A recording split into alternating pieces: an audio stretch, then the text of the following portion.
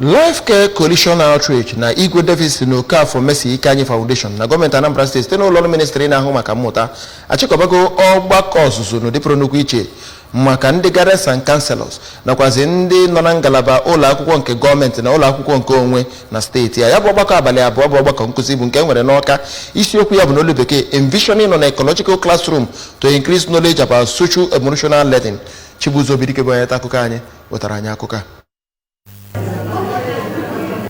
Ya bụ ọgbakọ bụ nke a tụrụ anya na a ga-esite na ya wee zụpụta ndị ga na-azụpụtakwa ndị mmadụ bụ ndị kpọkọtara ndị mmadụ site na ngalaba isii nke enwere na steeti a ma kụzikwere ihe n'ụdị ọgbara ọhụrụ dị iche iche ka ọ na-anabata ha. Onye coordinator nke Igwe Davis n'Okafọ nakwa Mercy Ikanyi Foundation Dọkịnta Chinedu Ikanyi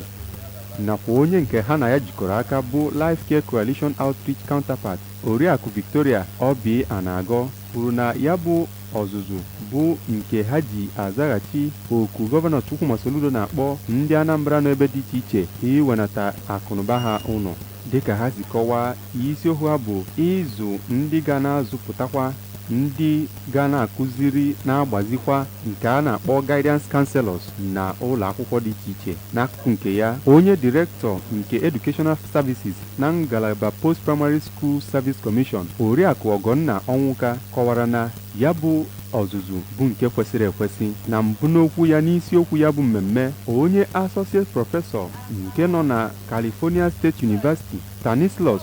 Turok bụ Dọkịnta Seven Banks kwuru na ndị ahụ natara ọzụzụ ahụ bụ ndị enyegoro ikike n'etu a ga-esi wee chikwe ụlọ akwụkwọ